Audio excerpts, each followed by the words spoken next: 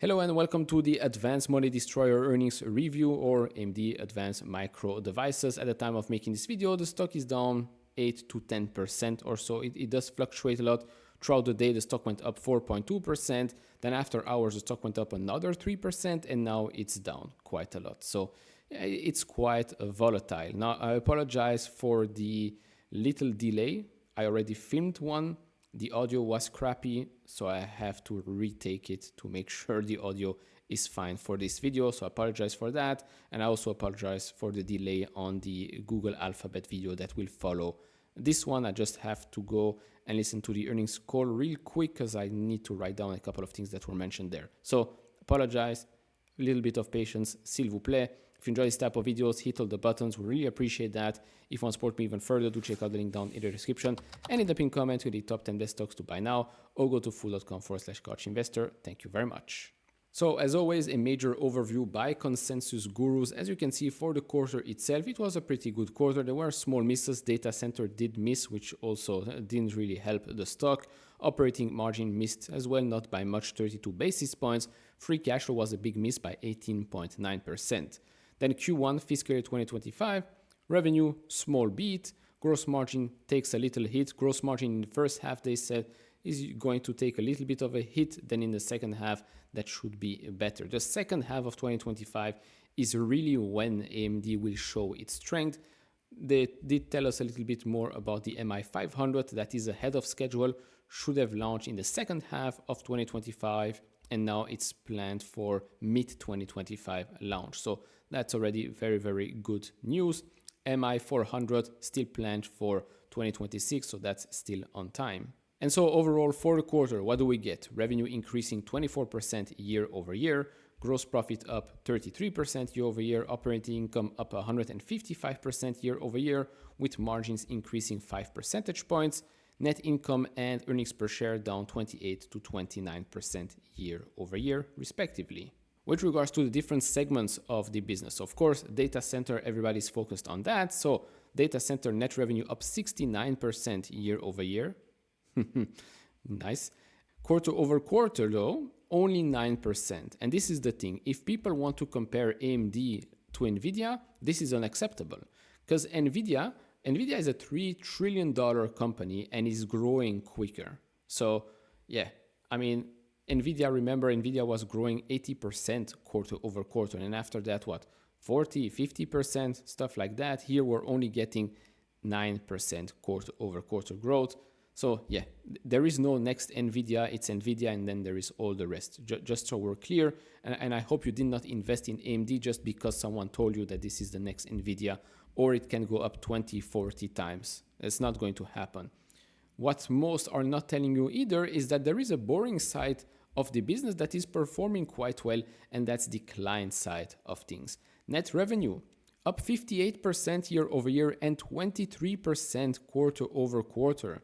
Operating income also increasing rapidly. Of course, gaming and embedded, that's still a struggle, still expected to be a struggle in the first half of 2025, should get a little bit better towards the end of 2025. And by the way, reporting wise, they are going to merge client and gaming in one segment. So in the next couple of quarters, we're going to see, well, here on onwards, we're going to see data center, then client gaming in one, and embedded in the other. Of course, they will tell us the crucial information in those segments.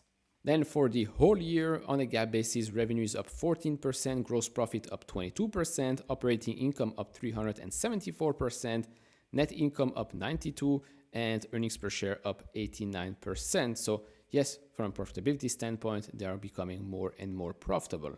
As for the segments, for the full year, net revenue for data center up 94% year over year, operating income up 175% year over year. So yes, it is a very, very profitable business to have. But client is up 52% year over year. And here they finally flipped the switch here, and I expect that to stay like this for the foreseeable future. They went from operating loss to operating income just short of $900 million. So huge growth year over year, and then gaming and embedded, the continued struggle there.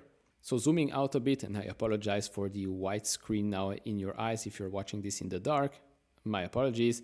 But yeah, this is basically what we're seeing. Client and data center are leading this business higher and higher revenue wise, and of course operating income wise as well, with the data center business taking the majority of the profits. As for some comments on the data center, they said the following: they saw strong growth in public cloud deployments with over 1,000 Epic instances exiting 2024. Microsoft, Google, AWS, Tencent, and Alibaba all launched 100 plus AMD general purpose and AI instances in Q4 alone. With regards to the client segment, of course, there was that announcement during CES with regards to Dell. So that partnership here gets announced yet again. 150 plus Ryzen AI platform are expected to be available from leading OEMs this year.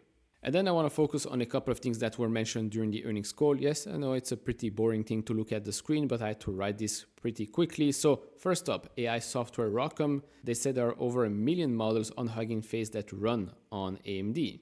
Software investments will continue this year, and they're actually going to accelerate the updates. So that's also very nice to hear. MI325X volume production ramp is progressing well. MI350 looking strong. Huge increases in AI compute performance and should be launching in the middle of the year, with MI400 progressing well. Launch is still on track for 2026. They said there is a lot of interest for training and inference. The client segment will grow ahead of the market, so we're going to see continued strength in that segment. With regards to server actually did better than data center. Again, boring businesses, but yeah, it's doing quite well. With regards to the AI revenue side of things, again, no clear answer, which was quite annoying because you could hear them trying to circumvent the question. It was actually quite ridiculous. But they did say they do expect over tens of billions of dollars in the coming years from AI revenue. Strong double-digit growth is what I understood. Second half should be stronger than the first half. And the GPU exit rate for 2025 will be stronger than 2024. That was one of the last questions, I believe, on the earnings call. Oh yeah, and Lisa Su said that customers want to see them as a strong training solution, not just inference, but a strong training solution as well. Of course, it's up to AMD to prove that. It's up to AMD to enter all of those big players and show them, look, this is what we can do. The total cost of ownership makes sense. Make the switch. Our software is getting better and better. So here it is. Start using it. I think that's what's going to happen in 2025. Probably not in the first half of the year. I think in the first half of the year, we're going to see the client segment actually pull the company a little bit forward. And then in the second half with MI350, I think we're going to see an acceleration in the second half of the year. That's my prediction. I mean, we did talk about AMD a lot in the last couple of weeks because I've seen, quite a lot of people talk about that stock for one reason or another. A year ago, nobody was interested in that, and I've been covering AMD, since the start of this channel. So I was quite surprised, but okay, fine. If people want to hear more about that company, that's fine. But expectations from a lot of channels were not really realistic. It's always more important to know the business and the industry that they're playing in, rather than just looking at some silly figures on a graph or whatnot and try to make a conclusion. But if you want to look at it, this is basically it. Right now, it does sit just above that uptrend line that started here a while ago. Remains to be seen what happens tomorrow when the market opens. Of course, this is a weekly candle. During the day, it did try and go and tackle that 20-day moving average. Right now, let's see if it can hold up above that uptrend line. All in all, I repeat the same thing I repeated in the last couple of videos and when we discussed this with Jose during the live stream. If you believe in the AI story, if you believe that you need more and more compute, if you believe that more and more applications will be built in the future, if you believe that inference will become bigger and bigger in the future, if you believe that more and more of those companies will adopt AMD hardware but also software, then yes, I think close to $100 a share, market cap of $190 billion or so, is going to look like a bargain in years and years' time. But if you think that this should be worth $1 trillion anytime soon, I'm sorry to say, but that is not realistic. That's not realistic. There is no second NVIDIA, there is only NVIDIA, and then there is all the rest. And if you want AMD to become the so-called next NVIDIA, AMD will have to grow quarter over quarter as fast as they are growing year over year in specific segments, especially a data center. I mean, there is a reason probably why they're not giving us the AI revenue for 2025. And a lot of you have been saying, oh, but in 2024, look at that. They started at $2.something billion and ended at over $5 billion. And what did I say time and time again with Jose as well? It is much easier to start at zero and grow it by a couple of billions of dollars. The real question was, could they do it again in 2025? There is a reason why analysts took down their expectations, right? Why it went from $12 billion to $8-something billion. And even that, we don't know if we're going to get it, right?